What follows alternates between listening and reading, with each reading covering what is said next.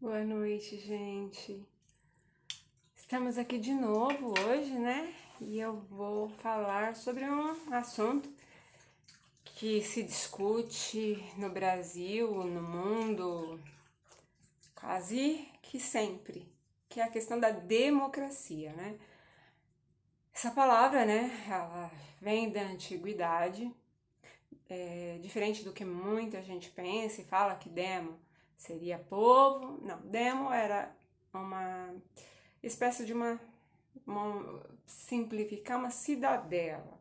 Era um vilarejo, era um demo, era um lote, era um espaço em que pessoas se situavam.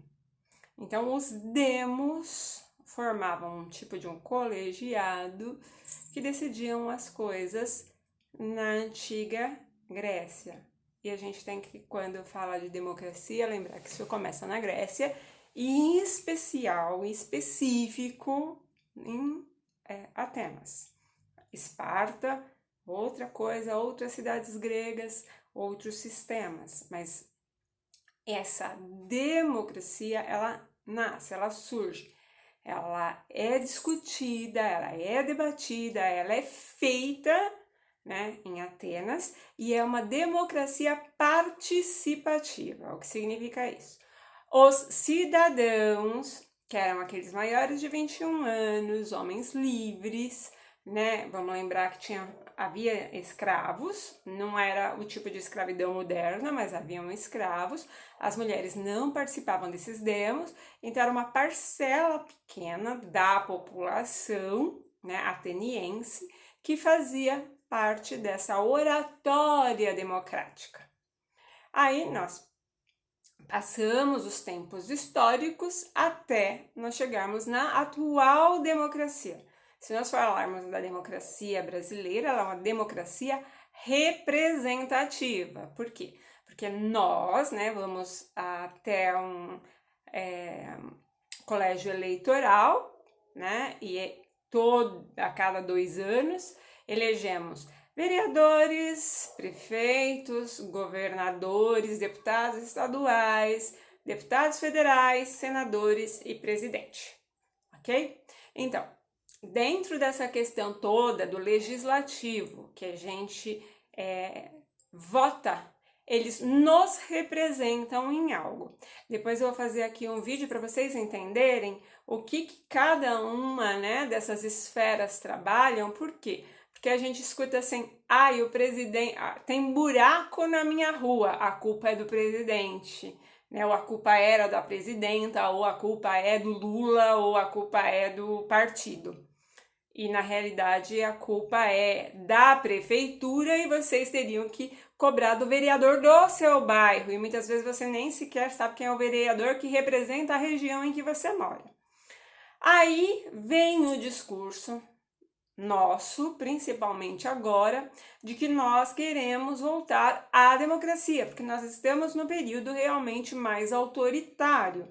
Não que nós tenhamos perdido totalmente o espaço democrático, porque se nós tivéssemos perdido, eu não estaria aqui falando com vocês, né? Haveria censura, isso faz parte dos regimes autoritários. Censura, mesmo que ela comece, porque o regime autoritário, ele não vem de uma vez, ele vai paulatinamente ganhando espaço, ganhando corpo, ganhando apoio da população e depois ele se instaura, isso historicamente, né?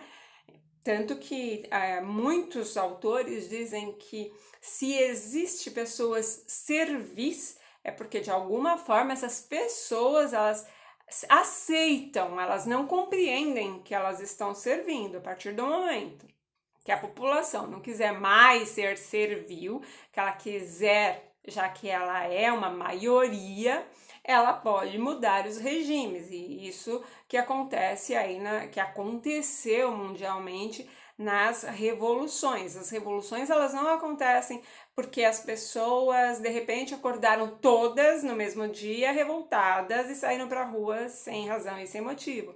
Elas tiveram motivo, elas foram construídas. Depois Também eu vou falar a respeito de manifestação consciente, manifestação espontânea, né? E manifestação dirigida, porque nós temos que tomar muito cuidado com esse pessoal todo que vai pra rua e que não sabe o que tá pedindo e de repente sai o maior furdunço e o tiro sai pela culatra, né?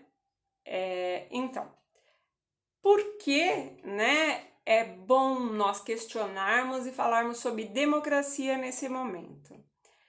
Nós estamos apenas acostumados, né, na democracia representativa, nessa democracia que nós lutamos para ter e que nós temos e que às vezes há retrocessos e nós perdemos isso na história do Brasil. Houve vários períodos de uma abertura democrática, depois de uma ditadura.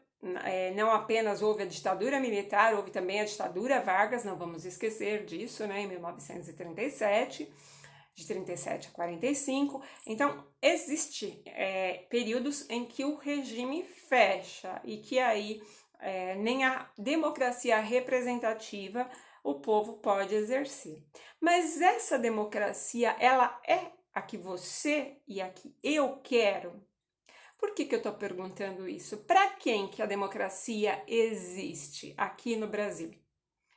A democracia ela é igual para uma pessoa que mora, vamos pensar aqui a cidade de São Paulo, o estado de São Paulo. Cada região de São Paulo, cada estado de São Paulo e todos os estados brasileiros, existem bairros periféricos e existem bairros de classe média e existem bairros de classe de renda alta, que se chama elite ou burguesia, certo? Como que são determinadas as políticas públicas para um bairro periférico, um bairro de classe média e um bairro burguês? Por acaso toda a periferia tem saneamento básico, tem luz elétrica, tem água encanada, tem postos de energia na rua, as empresas privadas levam cabos de telefonia celular, são as primeiras a serem atendidas por exemplo, cabo de fibra ótica. Essas pessoas têm condições de pagar por esses serviços, né? Aí a classe média também, todos os bairros de classe média já estão com as ruas com gás canalizado, a Comgás já conseguiu fazer toda a instalação em todas as ruas de bairro de classe média, as ruas estão perfeitamente sem buracos, constantemente a prefeitura faz a manutenção dessas ruas, as praças em volta, porque praça da periferia nem preciso falar que a prefeitura não chega, acaba sendo um monte de entulhos e de lixos, e não é porque a população joga, é porque não há quem faça a coleta daquele lixo. Porque se a classe média coloca alguma coisa, você pode ter certeza, ou pega o seu carro e leva para um ecoponto, tá tudo resolvido. A burguesia nem precisa falar, né? Basta ligar para um disque caçamba, um disque alguma coisa, para lá, pega tudo que precisa, leva embora e tá resolvido.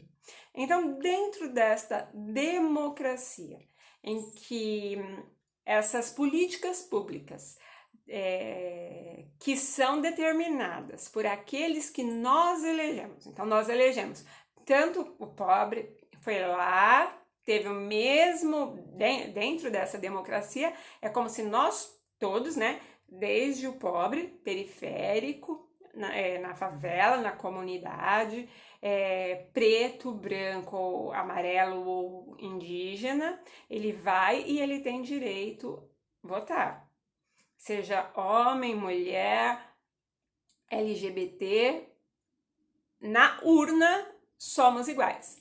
Mas na hora de esses processos democráticos serem revertidos em políticas para todas essas classes, eles são feitos da mesma forma?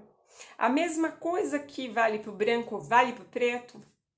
A polícia trata o branco e o preto da mesma forma? Qual a quantidade de pessoas pretas que moram em comunidades, favelas, e qual a quantidade de pessoas brancas que moram nos bairros burgueses? Qual a quantidade de empregados domésticos pretos trabalham para os burgueses e qual a quantidade de pessoas brancas trabalham para essas comunidades? Então vocês estão percebendo que essa democracia ela é um pouco estranha? Por quê? Porque nós chamamos a democracia da forma como ela é dentro do sistema capitalista de democracia burguesa. Por quê? Porque os interesses de quem tem mais são levados mais em conta do que os interesses daqueles que têm menos. E por contrassenso, né, são chamadas de minorias, né, que são os pobres, que são os LGBTs, que são os pretos, que são essa camada da classe trabalhadora, de minoria, quando elas são a maior parte da população brasileira. Então, mais uma coisa discutível, né? Então, usando uma frase do atual presidente, as minorias, né, que é a maioria, tem que se curvar a maioria, que são a minoria em números, né? Se nós formos pensar que de 6 a 12 famílias comandam o país, e assim é, né? Desde a nossa aristocracia que veio, né, com a colonização portuguesa no Brasil, se vocês pegarem inclusive os nomes desses aristocratas, nós vamos ver esses nomes ainda perdurando na política. Um exemplo, família Sarney no Maranhão, que apenas nas últimas 2 eleições perdeu essa hegemonia regional para o Flávio Dino. Outra família oligarca, né, são dos Ferreira Gomes, no Ceará. Diversos. Aqui em São Paulo nós os chamamos, né, de quatrocentões, ou seja, são as famílias que solapam, que estão dentro, intrinsecamente ligadas a esta burguesia. E aí nós vamos, depois eu vou falar para vocês como se forma a classe média aqui no Brasil, que é a minha especialidade de trabalho, para vocês entenderem por que a classe média brasileira, ela se acha elite, tá? Então, isso vai ser em outro vídeo. Mas o que é o objetivo para falar para vocês? Nós temos que lutar pela democracia? Sim. Nós temos que abominar um sistema autoritário? Sim, porque o sistema autoritário, ele sempre vai privilegiar a classe média, a burguesia, os brancos, as pessoas que a gente chamava, né, de sociedade de castas. Eles não vão, não tem jeito, porque isso é estrutural, inclusive é uma questão do racismo estrutural que vocês já ouviram falar e que existe, que vocês, a maioria, né, sabem e sentem na pele. E a grande balela, a grande mentira de que o Brasil é um país em que não existe racismo, ele vem justamente, e a gente tem que entender isso. Por quê? Porque disseram que nós fizemos uma integração entre os povos e que nós tivemos uma miscigenação, foi muito bem aceita, que na realidade não é isso. Não houve a segregação racial que houve nos Estados Unidos, mas isso tem um motivo histórico para que assim fosse. E se por acaso lá nos Estados Unidos existe uma consciência maior e anterior à consciência aqui negra do Brasil, porque todas as lutas que os negros, que os pretos aqui fizeram, acabaram em derramamento de sangue e chacina. Não que eles nunca tenham lutado, sim, é uma luta constante, Mas quando houve nos Estados Unidos essa luta e essa segregação antes do término da segregação racial, mas quando existe a guerra de secessão, a guerra civil, e quando existe a reforma agrária lá nos Estados Unidos, esses negros eles são indenizados, que ficam no norte dos Estados Unidos, porque o sul dos Estados Unidos é a parte branca, é a parte burguesa, é a parte que houve, inclusive, que existia a Ku Klux Klan, que existe até hoje a maior parte dos, que a gente pode dizer, dos reacionários, dessas pessoas ainda preconceituosas e racistas, né? Quando houve tudo isso, depois que conseguiram, né, ganhar, os negros conseguiram ganhar os direitos, houve também, né, nesse paralelo das histórias dos Estados Unidos, a reforma agrária que aqui no Brasil nunca houve. E eles continuaram com a luta pelos direitos, pelo direito a acabar com o apartheid, pelo direito ao voto, pelo direito a tudo. E lá houve conquista com muito derramamento de sangue. Nós temos duas pessoas que a gente conhece, pelo menos ouviu falar, que é o Malcolm X e o Martin Luther King. Cada um de uma forma, mas eles lutaram pelos direitos lá, e isso até recente, né? Nós temos aqui no Brasil também os nossos negros históricos, mas que quase não ouvimos falar. Por quê? Porque essa elite branca, porque essas pessoas que dominam a cultura e a democracia burguesa brasileira não faz muita questão de colocar nos livros de história, e muito menos que as pessoas conheçam a história. E aí nós depois vamos falar dessa questão do capital cultural, porque a cultura, né, e nós vamos pensar até, vamos pegar a música.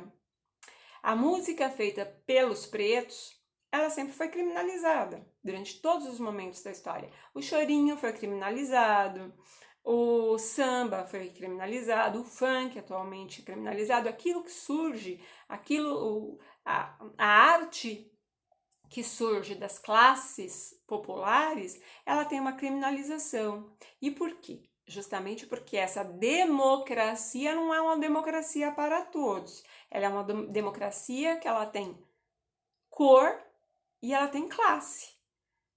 Então, tem alguns autores, inclusive professores meus, que usam um termo chamado autocracia. Eu não gosto desse termo, não estou de acordo com esse termo. Eu acredito mesmo numa democracia burguesa. Então, eu acho que é necessário que nós lutemos por manter sempre um sistema democrático, mas sempre sabendo esses limites que nós estamos ainda, e que depois de restabelecido uma democracia, que a democracia ela seja realmente ampla, ela não seja uma democracia para determinado estrato social, que ela não seja uma democracia visando apenas uma determinada classe social, que não seja uma democracia que olha primeiro a questão da renda do que a questão realmente que nós estamos absorvidos, que são de nós todos seres humanos, que todos nós merecemos os mesmos direitos. E aí, quando nós vamos fazer alguma manifestação, se nós não temos consciência de que democracia nós queremos, o que vai acontecer? O nosso discurso acaba sendo raso e nós acabamos sendo enganados. E isso, gente, a história serve para isso.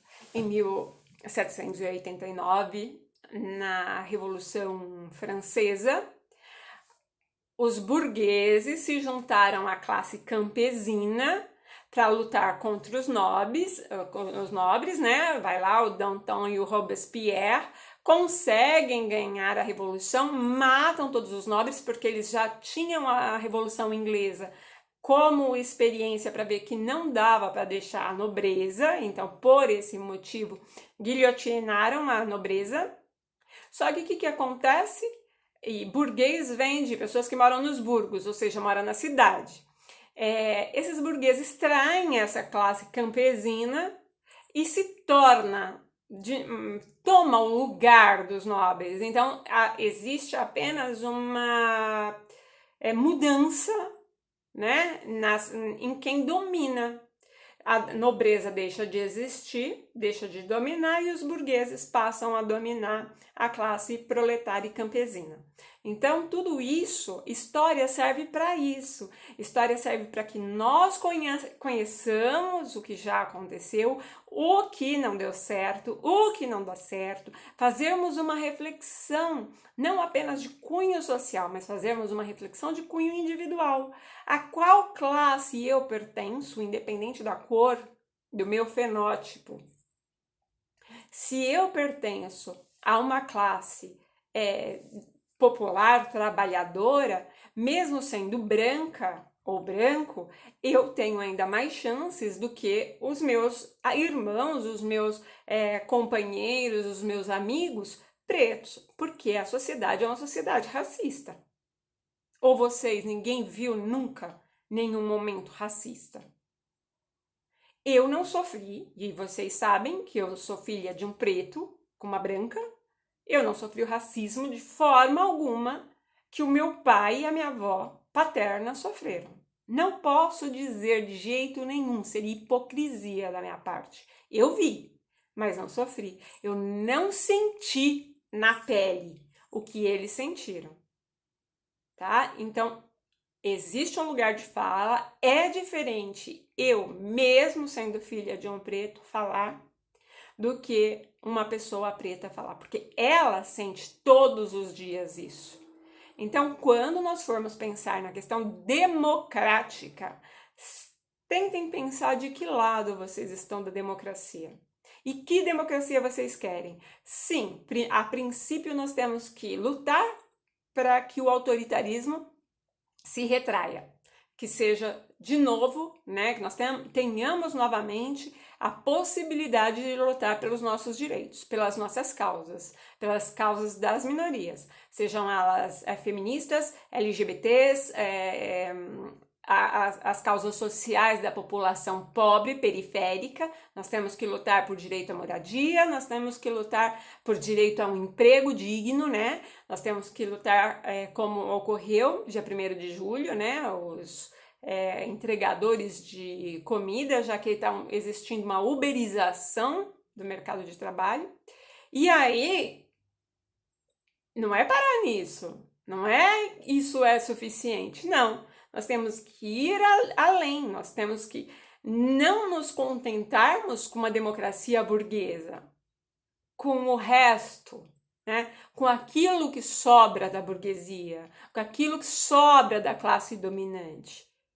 Porque assim, gente, depois nós vamos fazer uma reflexão mais ampla sobre isso. Por que que essa classe média e essa burguesia, essa elite, quando sai do país e vê países de primeiro mundo em que existe pouca diferença entre as classes sociais, ela é muito menor do que o que acontece aqui no Brasil, tudo parece civilizado, tudo é bonito e maravilhoso, mas que quando voltam aqui para o Brasil, não. O sistema tem que ser o mesmo, eu tenho que ofender o preto, eu tenho que ofender um policial, porque o policial vai bater no preto, mas o policial não bate no branco de classe média ou da elite, né, da burguesia. Então vamos fazer essa reflexão. Sistema democrático no Brasil, ele existe, ele é uma conquista feita com muito sangue, suor e lágrimas, mas é uma conquista de um sistema democrático burguês, tá? Então, vamos ter consciência disso. A democracia é boa, é por conta dela que nós estamos tendo esse diálogo hoje, mas é só isso que nós queremos? O que nós queremos para além disso? É esse o recado de hoje. Beijo para vocês e até a próxima.